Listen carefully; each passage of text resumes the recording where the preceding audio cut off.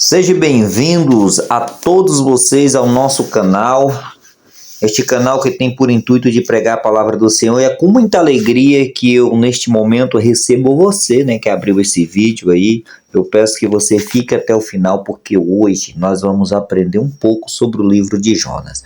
Eu estou aqui com o projeto de estar trazendo sobre cada livro da Bíblia um resumo, como que o livro foi escrito, quem é o autor do livro. E nós vamos começar pelo livro de Jonas, um livro muito conhecido. Com certeza você já ouviu falar muito da história do profeta Jonas. Inúmeras pregações nós podemos encontrar aí através dos canais de YouTube, nas igrejas, acerca desse profeta, desse homem de Deus. E você vai ter assim a oportunidade de aprender mais um pouquinho sobre este profeta, Nós vamos ver aqui sobre o título, Jonas, Segundo o texto massorético hebraico, o título do livro é derivado do nome do personagem principal, Jonas, que significa pombo. Olha aí que interessante, para você que não sabia, fica sabendo, que o nome de Jonas significa pombo. Ele é filho de Amatia, está logo aqui no versículo 1, capítulo 1, versículo 1. Tanto a Septuaginta quanto a Vulgata latina lhes dão o mesmo nome, Jonas. Nós vamos ver aqui também o autor e data desse livro, Quem foi que escreveu e qual a data que esse livro foi escrito.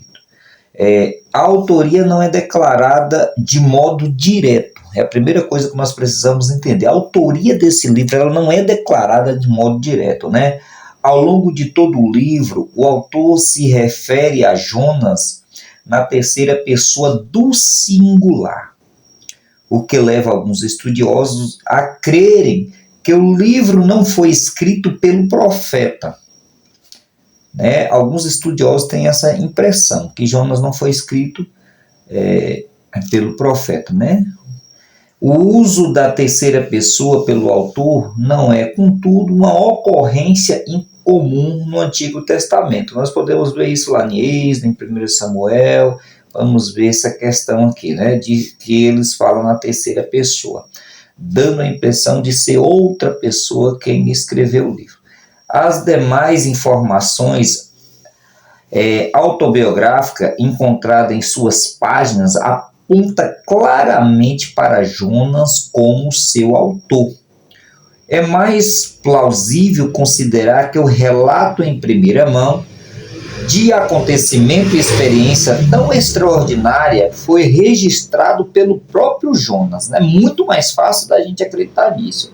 O versículo introdutório não precisa ser entendido como indicação contrária, pois livros de outros profetas, como Oséias, Joel, Miqueias, Sofonias, Ageu, Zacarias, têm introduções semelhantes. De acordo com 2 Reis 14, 25, Jonas era de Gat-Hefer, perto de Nazaré. Considerando-se o contexto, podemos situar o relato num período correspondente ao longo e próspero reino de Jeroboão II, que esse rei, ele governou entre 739 e 753 a.C. Jonas é, portanto, um profeta das tribos do norte, que exerceu o ministério pouco antes de Amós. Durante a primeira metade do século 8 a.C., por volta de 760 a.C., por exemplo, os fariseus se equivocaram quando disseram que da Galileia não se levanta profetas, Tá aqui um equívoco, Porque Jonas veio de lá. Pois Jonas era galileu. Você sabia disso? Jonas era galileu. Então tá aqui, Porque se equivocaram aqui quando disseram que da Galileia não poderia nascer um profeta. Jonas é galileu. Ótima essa informação. De acordo com uma tradição judaica não atestada, Jonas era o filho da viúva de Sarepte, ressuscitada dentre os mortos por Eliseu. Está lá em 1 Reis 17, 8 a 24, temos essa história. Então, de acordo com algumas tradições, alguns contos, Jonas era o filho dessa viúva, né, teve essa viúva que teve o seu filho ressuscitado por Eliseu, e Jonas é esse profeta, né? Isso como que eu posso te dizer? Isso é uma tradição, né? Uma tradição judaica. Tem essa crença que Jonas era essa criança que foi ressuscitada. Nós temos aqui, né, o pano de fundo do livro de Jonas, que é o importante para entendermos a sua mensagem. Como profeta de Israel, o reino constituído pelas 10 tribos do norte, Jonas viveu no mesmo contexto que Amós. Ao mesmo tempo do profeta Amós, Jonas viveu. A nação desfrutava um período de paz e prosperidade relativas. Na época do profeta Jonas, né, havia uma relativa paz ali naquela região. Uma vez que a Síria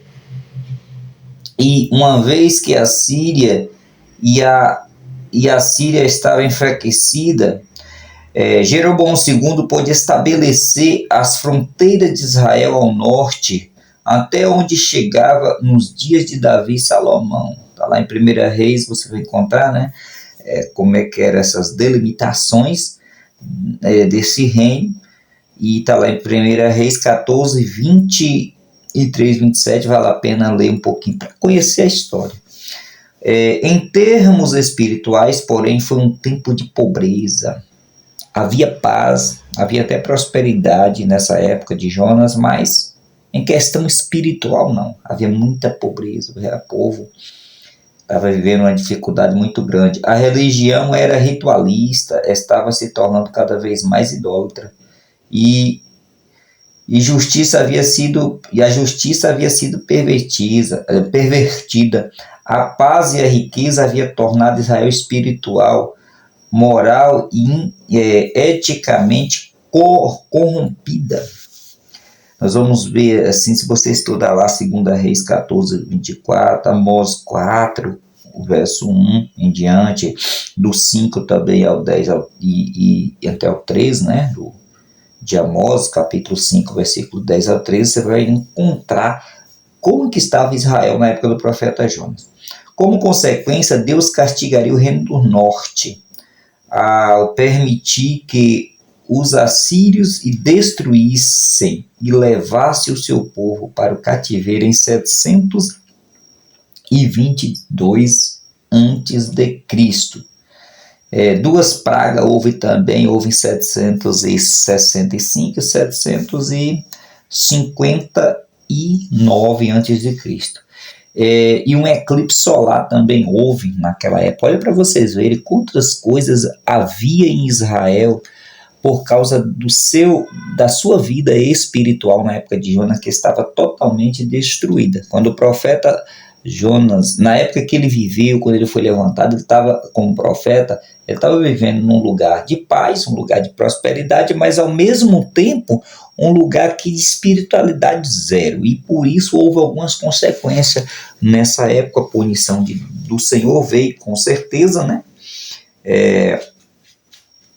Veio duas pragas, como nós já dissemos, veio um eclipse solar que ocorreu no ano 763 a.C.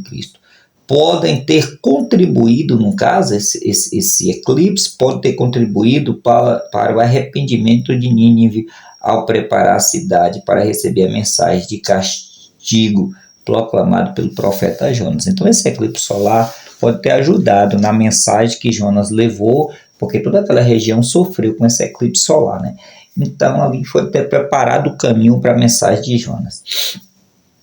Nós temos aqui também nesse livro os temas teológicos que vamos encontrar e que nós precisamos analisar. Então aqui nós antes de entrar no tema teológico do livro, vocês viram o pano de fundo, ou seja, como era na época de Jonas, né? Aquele contexto histórico ali, como que o pessoal de Israel estava vivendo? Estava vivendo uma relativa paz, mas espiritualmente estava vivendo em dificuldade. Então nós vamos ver aqui nesse texto agora, nesse livro, alguns temas teológicos. Apesar de ser profeta de Israel, Jonas Jonas não é lembrado pelo seu ministério no Reino do Norte, o que pode explicar o equívoco dos fariseus no tempo de Jesus ao afirmar que nenhum profeta havia se levantado na Galileia. Então, Jonas, apesar de ser profeta de Israel, Jonas não é lembrado pelo seu ministério no Reino do Norte. Jonas não é lembrado. Então, isso pode explicar, né, por que os fariseus dizem que nenhum profeta surgiu da Galileia. Você vai encontrar essa frase dos fariseus lá em João, no capítulo 7, versículo 52 do Evangelho de João. Então eles disseram, não veio profeta nenhum da Galileia, mas Jonas veio da Galileia. Mas o que acontece? Porque ninguém lembrava de Jonas pelo seu ministério. Tem essa questão, né, com Jonas. Antes, o livro relata o seu chamado para pregar o arrependimento em Nínive e sua recusa a obedecer. Nós sabemos muito bem, conhecemos essa história, que Jonas foi chamado para pregar, mas o que acontece? Jonas desobedeceu. Jonas não quis de forma nenhuma e foi pregar obrigado pelo Senhor. Nínive, a capital da Síria, era infame por sua crueldade e uma inimiga histórica de Israel e Judá. O livro focaliza a cidade gentia fundada por Nimrod, bisneto de Noé, que está lá em Gênesis 10, 6 e 12, você vai encontrar essa passagem. Apesar de ser talvez a maior cidade do mundo antigo, foi destruída 150 anos depois da geração que se arrependeu por ocasião da visita de Jonas. Mesmo ela, ouvindo a mensagem, se converteu por algum tempo, mas acabou voltando aos seus pecados e ela foi destruída em 150 depois da mensagem, 150 anos, né, depois da mensagem de Jonas. Em 612 a.C., ela foi destruída. Cumprindo desse modo a predição de Naum. Naum fez uma predição sobre essa cidade. Você vai ler lá em Naum 1, né? A aversão política dos israelitas à Síria, a aversão política, né, dos israelitas à Síria, juntamente com sua ideia de superioridade espiritual como beneficiária das bênçãos de Deus na aliança, criou em Jonas uma atitude de resistência em relação ao chamado de Deus para um trabalho missionário. Jonas foi enviado a Nínive, em parte para envergonhar Israel pelo fato de uma cidade pagã arrepender-se. Olha, isso é que é importante entender. Mediante a pregação de um estrangeiro, enquanto Israel não havia se arrependido, embora tivesse ouvido a pregação de muitos profetas. Então está aqui um dos objetivos de Deus enviar Jonas a essa cidade. Era para punir Israel, era para envergonhar Israel. Imagine uma cidade gentil, uma cidade que não tinha conhecimento como Israel tinha acerca de Deus e que ia se converter. E Israel, conhecendo Deus, não se convertia ao Senhor.